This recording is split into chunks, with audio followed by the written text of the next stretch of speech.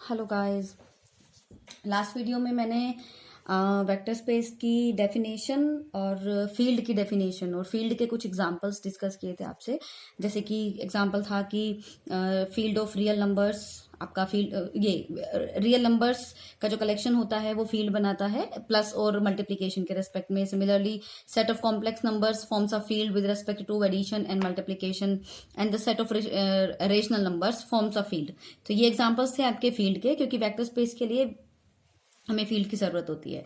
और ये थी आपकी वेक्टर स्पेस की डेफिनेशन कि एक set, a non-empty set V with respect to two operations, addition of the two vectors and scalar multiplication forms a vector space when it satisfies the following properties. The properties are: number one, V with respect to vector addition must be an abelian group, and these other properties are corresponding to the scalar multiplication. Alpha V belongs to V for all alpha belongs to the field F and V belongs to the set V. Similarly, alpha U plus V. Alpha must be distributive over the vector addition alpha U plus alpha V for all alpha belongs to F and U V belongs to the vector to the set V. Alpha plus beta U is equal to alpha U plus beta U होना चाहिए, इस तरीके से होना चाहिए for all alpha beta belongs to F and U belongs to V. And the next is alpha beta को आप एक साथ मल्टीप्लाई कर दें एंड देन यू को अप्लाई करें, और this must be same as कि मैं एक बार अल्फा को बाहर कर दूं एंड बीटा यू को एक साथ ले लूं for all alpha beta belongs to F and you belongs to B. And the next last one is one dot u is equals to u. One is the unity element of the field. unity element मैंने last video में भी बताया था, जो field की multiplication के respect में जो आइडेंटिटी होती है उसे हम यूनिटी एलिमेंट कहते हैं, जनरली वन से डिनोट कर देते हैं. One dot u is equals to U for all U belongs to V and 1 belongs to V. अब 1 भी आपका ज्यादातर काम कर ही जाता है, क्योंकि हम कितनी फील्ड से फेमिलियर हैं फिलहाल. Field of real numbers, field of complex numbers, field of rational numbers, और इन सब में ही एग्जैक्टली वो जो 1 होता है वही आपका मल्टीप्लिकेटिव आइडेंटिटी का काम कर जाता है. अगर सिंपल आप एडिशन ऑपरेशन सिंपल रखते हो कि दो को जैसे ऐड किया जाता है वैसे ही ऐड करना है, और सिंपल जब आप स्केलर मल्टीप्लिकेशन रखते हो तो 1 काम कर जाता है आपका. अब हम एग्जाम्पल से स्टार्ट करते हैं, क्योंकि हमारा जो मोटिव है वो है वेक्टर स्पेस को सीखना. क्वेश्चन है आपका, suppose F be a field. अब तो फील्ड आप पहचान गए हो कि फील्ड क्या होती है. देन शो दैट कि एफ ओवर एफ, मतलब कि इसको समझने का मतलब ये है, फील्ड तो आपकी एफ है, क्योंकि मैंने आपको वेक्टर स्पेस का नोटेशन बताया था कि वेक्टर स्पेस को आप वी ओवर एफ करके लिख देते हो. ये तो आपका फील्ड का काम करता है, जो बाहर होता है वो उसे आपको वेक्टर स्पेस दिखाना होता है. तो इसमें फॉर्चुनेटली क्या लिया है हमने कि फील्ड भी सेम ही लिया है, और वो जो सेट जिसको मुझे वेक्टर स्पेस दिखाना है वो भी मैंने वही सेम सेट ले लिया है.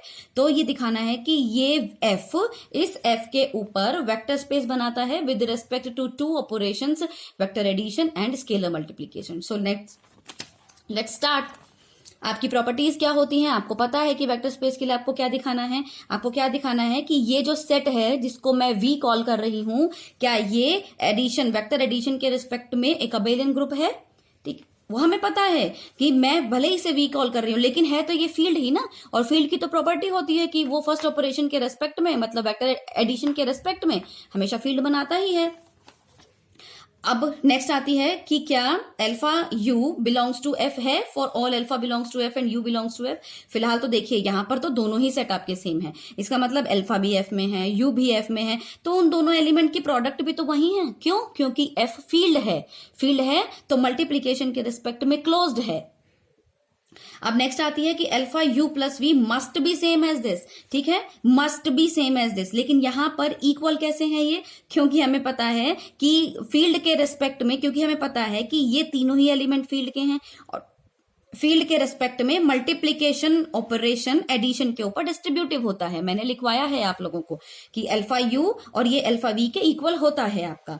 सिमिलरली इसको आप इधर से अप्लाई करो या किसी को आप इधर से अप्लाई करो। अल्फा बीटा आपने दो एलिमेंट अपने फील्ड को लिए हैं। अब देखो देखो यहाँ पर दोनों सेट तो भले ही सेम है, लेकिन हम इनको नोटेशन इसलिए अलग अलग दे रहे हैं बिकॉज हमारा माइंडसेट है कि हमारा माइंडसेट ये है कि इसको हम एफ की तरह वी की तरह ट्रीट कर रहे हैं, इसको हम फील्ड की तरह ट्रीट कर रहे हैं। तो जब हमें स्केलर्स की जरूरत होती है तो हम अभी भी उन्हें स्केलर्स का ही नोटेशन दे रहे हैं, और जब हमें वेक्टर की जरूरत होती है तो हमें वेक्टर का नोटेशन दे रहे हैं। ठीक है, लेकिन अल्टीमेटली अगर मैं इसे दूसरे तरीके से देखूं तो ये अल्टीमेटली फील्ड में ही है। तो मैंने फील्ड में आपको लेफ्ट से भी डिस्ट्रीब्यूट कराया है और राइट से भी डिस्ट्रीब्यूट कराया है। So these two properties are done by because of the field. अब नेक्स्ट आते हैं कि alpha beta u must be same as कि एक बार मैं अल्फा को बाहर कर दूं तो और बीटा यू को अप्लाई कर दूं। तो हमें पता है तीनों ही एलिमेंट आपके फील्ड के हैं, और फील्ड मल्टीप्लीकेशन के रेस्पेक्ट में क्योंकि अबेलियन ग्रुप होता है तो इसका मतलब एसोसिएटिविटी तो है वहां पर, तो ये एसोसिएटिविटी तो है। ब्रैकेट्स को इधर उधर करना। So this is done. Next is one dot u must be equals to u. तो अब one dot u must be equals to u का मतलब क्या है कि अगर कोई यू बिलोंग्स टू फील्ड में से है और one belongs to one is the unity element belongs to F है, तो वन डॉट यू क्या यू होगा, देख लेते हैं। देखिए आपको पता है कि ये भी फील्ड में से है और ये भी फील्ड में से है। अब हमें पता है क्योंकि ये फील्ड की मल्टीप्लिकेटिव आइडेंटिटी है तो इसने मल्टीप्लाई करके तो यू ही देना है। क्यों? क्योंकि वो फील्ड की मल्टीप्लिकेटिव आइडेंटिटी है। सो clearly f over f forms a vector space with respect to two operations, vector addition and scalar multiplication. So ये क्वेश्चन भी पूछा जाता है आपका, अच्छा क्वेश्चन है ये। अब नेक्स्ट आपका एग्जाम्पल आता है, नेक्स्ट एग्जाम्पल है आपका कि similarly you can see that R, जैसे हमने कहा कि एफ ओवर एफ फील्ड होता है, अगर अब मैं फील्ड को प्रिसाइज कर दूं तो R over R, similarly we can verify that R over R आपका वेक्टर स्पेस होता है। And similarly we can verify by writing the properties C set of complex numbers. Field आपने ली है रियल नंबर्स की, तो सी आर के ऊपर वेक्टर स्पेस बनाता है with respect to two operations, vector addition and scalar multiplication. यहां पर वेक्टर एडिशन कैसे लेना है, जैसे आप दो कॉम्प्लेक्स नंबर्स को नॉर्मली ऐड करते हो, और स्केलर मल्टीप्लिकेशन कैसे लेना है, जैसे कि आप दो मतलब कि एक कॉम्प्लेक्स नंबर में एक रियल नंबर की मल्टीप्लाई तो हम करते आए हैं ना, उसी तरीके से लेना है। तो उन दो ऑपरेशंस के रेस्पेक्ट में सी ओवर आर आपका वेक्टर स्पेस बनाता है, ये आप इजीली चेक कर सकते हैं। नेक्स्ट आपका एग्जांपल है, अब ये एक क्वेश्चन है आपके लिए कि क्या, जैसे मैंने कहा कि C over R vector space बनाता है, तो क्या ये ट्रू है कि R over C with respect to operations vector addition and scalar multiplication, क्या R C के ऊपर वेक्टर स्पेस बनाता है? मतलब कि अब ये एक्सचेंज हो गया है, ये जो R है ये V का काम करेगा आपका, और जो ये अंदर C लिखा है ये वाला आपका फील्ड का काम करेगा। ठीक है, तो आपको चेक करना है कि क्या ये वेक्टर स्पेस बनाता है। देखिए जब हम काम करना शुरू कर देते हैं तो थोड़ा सा इंट्यूशन लगना शुरू हो जाता है। तो अब थोड़ा सा क्या हम इंट्यूशन लगा सकते हैं कि क्या आर ओवर सी को मुझे अगर वेक्टर स्पेस दिखाना है तो मुझे क्या क्या करना पड़ेगा। मुझे पता है कि वेक्टर स्पेस दिखाने के लिए सबसे पहले ये जो है वो वेक्टर एडिशन के रिस्पेक्ट में क्या होना चाहिए, अबेलियन ग्रुप होना चाहिए। तो कोई समस्या नहीं है क्योंकि आर तो फील्ड है, ठीक है, फील्ड है तो एडिशन के रिस्पेक्ट में वो अबेलियन ग्रुप तो बना ही देगी, तो पहली वाली तो अपने आप ही डन हो जाएगी। फिर हम दूसरी वाली पे आते हैं कि क्या दूसरी वाली, अब सेकंड प्रॉपर्टी क्या होती है, स्केलर मल्टीप्लिकेशन। स्केलर मल्टीप्लिकेशन क्या है कि अगर कोई अल्फा आपका फील्ड में से है, फील्ड है आपका सेट ऑफ कॉम्प्लेक्स नंबर्स, और यू आपका वेक्टर V में से है यानी कि R में से है, तो अल्फा U भी उसमें होना चाहिए। तो ये तो हम इंट्यूटिवली देख सकते हैं कि ये तो ट्रू हो ही नहीं सकता है, क्योंकि अगर मैं सपोज अल्फा को ले लूं आयोटा और अपना U कोई भी, फॉर एग्जांपल मैंने 2 ले लिया या 3 ले लो या 1/2 ले लो, वट एवर आपका रियल नंबर, तो I इंटू 2 क्या आएगा, ये 2 आयोटा होता है, हमें पता है। क्या 2 आयोटा आपका आर में है? नहीं है। क्यों? क्योंकि यहाँ तो आयोटा आया हुआ है। लेकिन वेक्टर स्पेस की डेफिनेशन कहती है कि ये तो स्केलर मल्टीप्लिकेशन के रेस्पेक्ट में क्लोज होना चाहिए, जो कि आपने दिखा दिया नहीं है। सो आयोटा यहाँ पर आपका सी से है और 2 आपका आर से है, 2 आपका आर से है, और इनकी मल्टीप्लिकेशन आर में बिलोंग नहीं कर रही है। तो फेल कराने के लिए एक ही प्रॉपर्टी का फेल होना बहुत है। अब मुझे इससे आगे जाने की जरूरत नहीं है वेक्टर स्पेस के लिए, लेकिन तो इसका मतलब यहां पर हम आंसर दे सकते हैं कि जो आपका R ओवर C है is not a vector space. ठीक है, with respect to vector addition and scalar multiplication. Vector addition और स्केलर मल्टीप्लिकेशन से आप समझ रहे हैं ना क्या मतलब है। वेक्टर एडिशन मतलब कि जैसे रियल फील्ड के दो नंबर्स को ऐड करते हैं। स्केलर मल्टीप्लिकेशन जैसे हम कॉम्प्लेक्स नंबर में रियल नंबर, जैसे कि स्केलर है यहाँ पर इससे, तो इस स्केलर मतलब कि यहाँ से कोई कॉम्प्लेक्स नंबर पिकअप कीजिए, तो जैसे हम उसमें रियल नंबर की मल्टीप्लाई करते आए हैं वैसे ही करना है, वही नॉर्मल ऑपरेशन रखना है। ठीक है, इसीलिए मैंने प्रिसाइजली वेक्टर एडिशन और स्केलर मल्टीप्लिकेशन को मेंशन नहीं किया है, क्योंकि सिंपल ऑपरेशंस हैं। तो ये हुआ आपका वेक्टर स्पेस के बहुत छोटे एग्जांपल्स हैं, लेकिन ये बहुत छोटे एग्जांपल्स इंटरव्यू के पर्पज से बहुत अच्छे हैं। इंटरव्यू में ऐसे 1 मिनट 1 सेकंड क्वेश्चंस पूछ लेते हैं कि अगर R C over R vector space होता है तो क्या आर ओवर सी आपका वेक्टर स्पेस होता है। तो थोड़ा सा अगर हमें आइडिया लगना शुरू हो जाता है तो हम चीजों को, कौन सी चीज पास हो रही है और कौन सी चीज कंट्राडिक्ट हो रही है, इसका आइडिया हमें लगने लगता है थोड़ा थोड़ा। लेकिन उसके लिए थोड़ा सा मेहनत करनी पड़ती है कि हमें कम से कम डेफिनेशन तो लर्न ही हो, कि जब डेफिनेशन लर्न हो जाती है तब हम कुछ करने की कोशिश कर पाते हैं आगे।